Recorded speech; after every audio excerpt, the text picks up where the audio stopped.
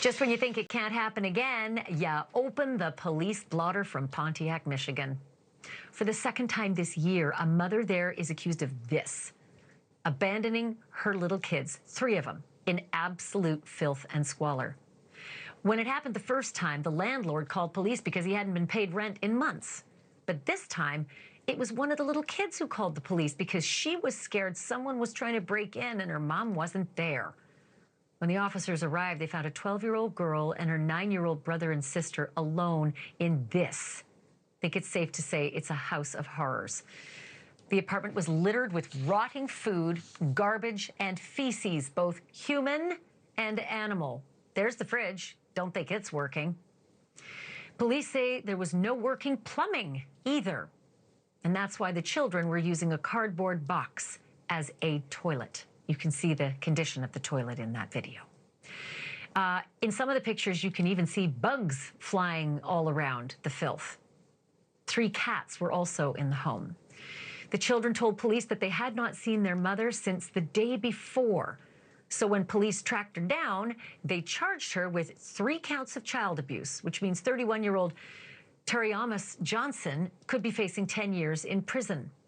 And I don't hold out a lot of hope for her, because at her arraignment on Wednesday, she apparently got upset when the magistrate set her bond at $250,000. So Ms. Johnson threw a chair at the judge. Yeah, she threw a chair at the judge. And that's never a good idea when you're at the mercy of the court. Case in point, the judge changed her mind and revoked her bond. Yeah, that's what happens.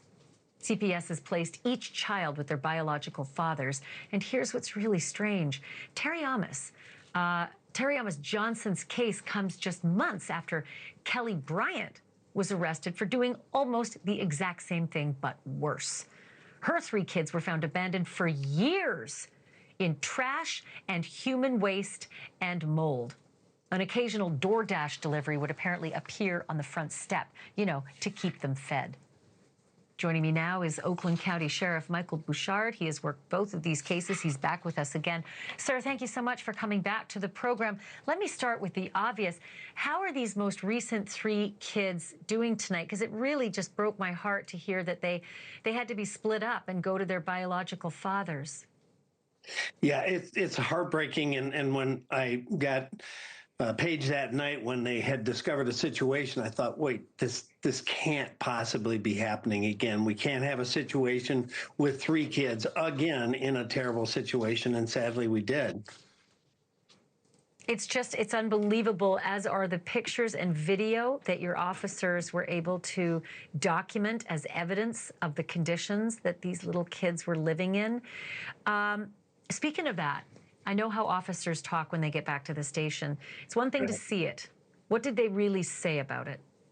Yeah, it's crushing. I mean, one of the most difficult things that we face in our profession is situations where children are the subject of either abuse, neglect, or violence. And, you know, because so many of our folks have kids, and obviously one of the things is you begin to bring that home and associate, oh my gosh, what if my child, and those kinds of thoughts go through your head. And so it's really difficult for the men and women in uniform to go in a situation where a child is in a terrible moment like this, because it really affects them. They take it home with them. You can't unsee what you see.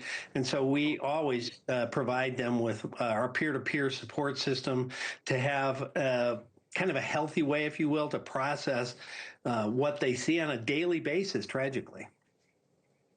Oh my God, I'm looking at the video and I'm seeing all the flies. I mean, if they're visible on camera, you know how visible they are in person. I just wonder, looking at the Kelly Bryant case where it's alleged she left her children at home, home alone for years.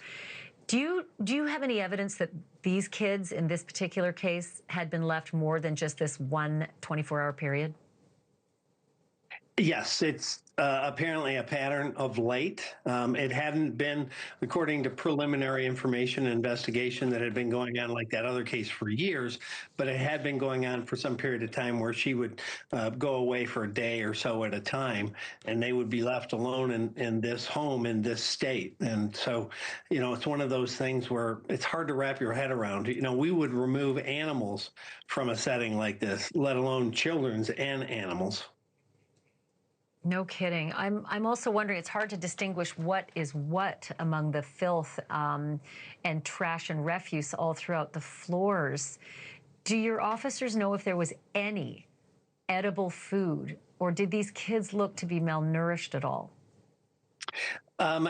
They were not like the previous case where they literally, in the previous case, they couldn't even walk out to the cars because they had no hygiene. Their toenails were so long that they couldn't even walk out to our patrol cars. It wasn't quite as bad in terms of time and duration that this had occurred with these kids, but obviously, there's going to be an ongoing process to make sure that we check not only their physical health, but their mental health. Do you know if there was edible food in the home, or if they appeared to be malnourished or thin, or were there any signs that they hadn't eaten properly? Yeah, most of the stuff in the house at the time was rotted or rotting, but it did not appear that they were, emaciated, if that's the question. But again, how well nourished and how physically, set they were, that's still ongoing, because the first thing we did is obviously move them immediately out to a safe setting and try to deal with that immediacy. And then we'll move into the sustainability, the mental health components, and the long-term viability of where they will stay. Quick question, only have 10 seconds left, but in Kelly Bryant's case, the children had no hygiene products, no soap, no shampoo, no toothpaste, no nothing. As you said, toenails so long they couldn't walk.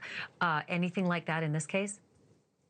Well, they didn't have functioning plumbing, so obviously it's very difficult to be hygienic in that scenario.